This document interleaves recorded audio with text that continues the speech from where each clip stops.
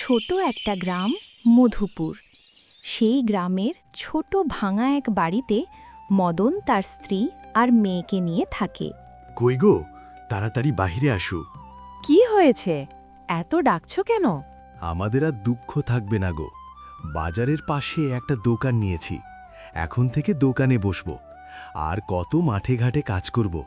এভাবে তো আর দিন চলবে না। এখন আর আমাদের কোনো অভাব থাকবে না। এক শাড়ি কতদিন হলো পরছ, মেয়েটাকেও কোনো ভালো জামা কিনে দিতে পারি না। এবার মনে হয় ওপরওয়ালা আমাদের দিকে তাকিয়েছে। দোকান নিয়েছো? এত টাকা কোথায় পেলে? আমাদের রাস্তার পাশে যে জমিটা আছে এটা বিক্রি করে দিয়েছি। জমিতে তো ভালো কোনো ফসলও হয় না, কি হবে এটা রেখে, তাই বিক্রি করে দিয়েছি।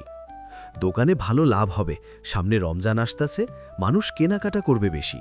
মা, আমরা এখন ভালো ভালো খেতে পারবো। তোমার হাতের রান্না অনেক মজা হয়। তুমি বাবাকে প্রতিদিন ইফতার বানিয়ে দিবে। বাবা দোকানের পাশাপাশি সন্ধ্যায় বুট, বুন্দা, বড়া, পেঁয়াজি এগুলো বিক্রি করবে। তাহলে আরও ভালো চলবে দোকান। দেখো, মেয়েটা কত বড় হয়ে গেছে, এই বয়সে কিভাবে টাকা ইনকাম করতে হয় শিখে গেছে। আমাদের মেয়েটা ছোট থেকে ঠিকমতো কিছু পায়নি। এত ছোট মেয়ে, তাও আমাদের কষ্ট বোঝে।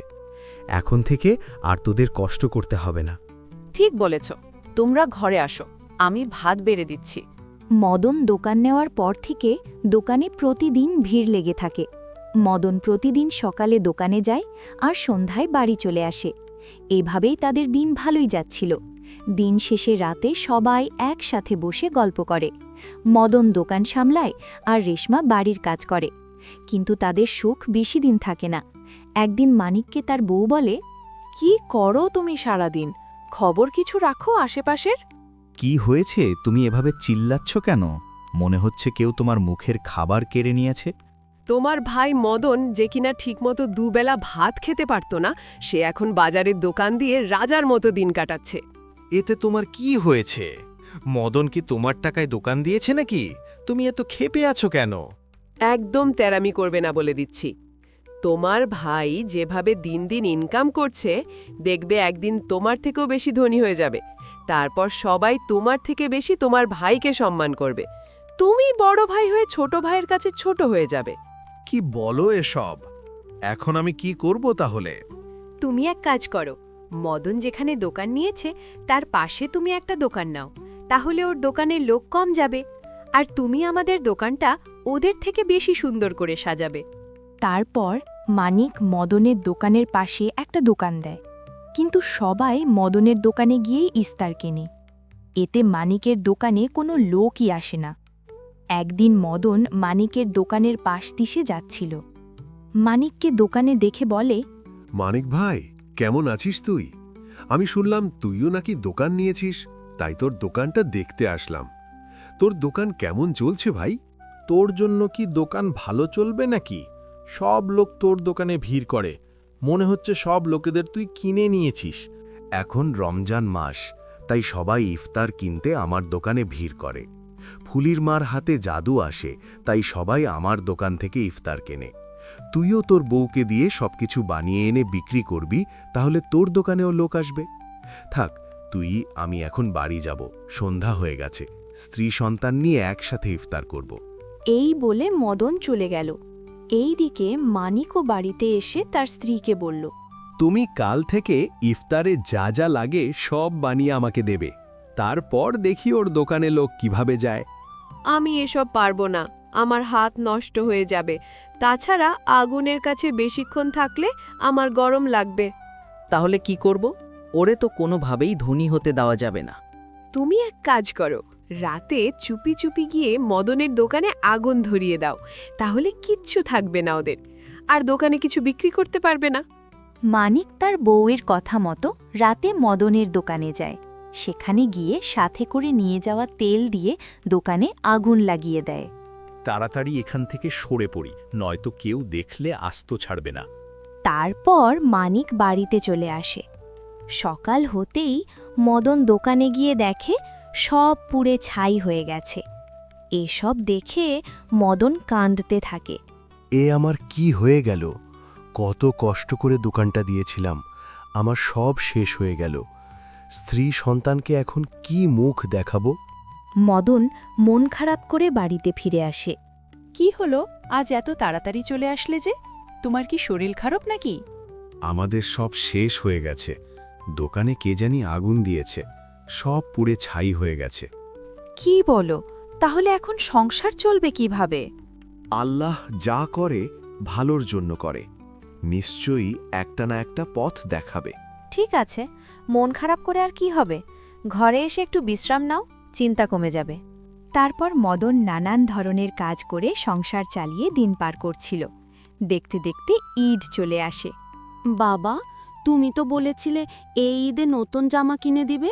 কাল তো ঈদ, আমার জন্য কোনো জামা কিনে নিয়ে আসোনি? না রে ফুলি, ভাবছিলাম দোকানটা ভালো চলছে, এইবার সবাই ঈদে আনন্দ করব, নূতন কাপড় কিনব, ভালো ভালো খাবার খাবো। কিছুই হলো না। কিছু টাকা কয়দিনে আয় করেছিলাম, এগুলোও বসে বসে খেয়ে শেষ করলাম। সারাদিন কাজ করে 2 বেলা খাবারেই জোটে না, জিনিসের অনেক দাম। মন খারাপ করো না বাবা, আমরা প্রতিবারের মতো এইবারও ঈদ নতুন জামা ছাড়া কাটিয়ে দিব। সকাল হতেই মদন তার বউকে ডাকতে থাকে। বউ, কিছু খেতে দাও, রাতেও না খেয়ে ঘুমিয়েছি, সকাল হতেই খিদে পেয়েছে। আজ ঈদের দিন, ঘরে কিছু চাল আর 2টো ডিম আছে, তার কিছুই নেই। জমি বিক্রি করে সব টাকা দোকানের পিছে শেষ করেছ, 1 টাকাও ঘরে রাখনি। মেয়েটার মুখের দিকে তাকানো যাচ্ছে না। এত ছোট বয়সে কত কষ্ট দিচ্ছি। তুমি ভাত আর ডিম দুটো ভাজি করো, আমরা দুজন একটা দিয়ে খাবো, আর ফুলিকে একটা দিও। আজকেই 2টা ডিম খেয়ে নিলে কাল কি দিয়ে খাবে? কালকের চিন্তা পরে করা যাবে, আজ মেয়েটাকে একটা আস্ত ডিম দাও। তারপর মদন গোসল করতে চলে যায়। রেশমা ভাত আর ডিমবাজি করে ঘরে বসে মদনের জন্য অপেক্ষা করছিল। এমন সময় বাহিরে কারো ডাক শুনে রেশমা ঘর থেকে বের হয়ে দেখে একটা বৃদ্ধ লোক। মা, আমাকে কিছু খেতে দিবে? 2 দিন হলো পেটে কিছু পড়েনি, ক্ষুধার জন্য হাঁটতে পারছি না। আমরা খুব গরিব, আপনাকে খাওয়ানোর মতো তেমন কিছু নেই। সামান্য কিছু ভাত ডিম আছে, আপনি ভিতরে আসেন, আমি খাবার দিচ্ছি। তারপর রেশমা লোকটাকে খাবার দেয়। খাওয়া শেষে বৃদ্ধ বলল, তোর গরিবের ঘরে ডিম ভাতেই আমার কাছে অমৃত লেগেছে। এই নে মা, এটা তোর কাছে রেখে দে, তোর কাজে লাগবে। লোকটা রেশমাকে একটা পাথর দিয়ে চলে গেল। মদন খেতে বসে দেখে একটা ডিমবাজি। কি হলো? তোমাকে বললাম 2টো ডিম ভাজি করতে, তুমি একটা করলে কেন? কিছুক্ষণ আগে একজন বৃদ্ধ ফকির এসেছিল, খুবই ক্ষুধার্ত ছিল, চলতে পারছিল না, তাই ওনাকে একটা ডিম দিয়েছি। ঠিক আছে, ডিমটা তুমি ফুলিকে দাও, আমরা লবণ পানি দিয়েই ভাত খেয়ে নেব। মদন ভাত খাওয়ার শেষে মেয়েকে নিয়ে হাঁটতে চলে যায়। এইদিকে রেশমা হাতের পাথরটা একটা পাতিলে রাখতেই সাথে সাথে পাতিল সোনার হয়ে গেছে। এটা দেখে রেশমা অবাক। মদন আসতেই সব দেখে বুঝতে পারল এটা জাদুর পাথর। মদন পাথরটা সব পাতিলে রাখল, সব পাতিল সাথে সাথে সোনার হয়ে গেছে। এ তো দেখি সব সোনা হয়ে গেছে বউ, আমাদের আর কোনো কষ্ট করতে হবে না, ভালো কাজের ফল পেয়েছি আমরা। ঠিক বলছ, গরিব অসহায়দের সাহায্য করলে সম্পদ কমে না, আরও আল্লাহ বাড়িয়ে দেয়। তারপর মদন সেই সোনাগুলো দিয়ে নিজের জন্য বাড়ি বানায়, কিন্তু তার মনে সেই পুরনো দোকানের মায়া এখনও যায়নি। তাই সে আবার তার আগের দোকান নতুন করে দেয়।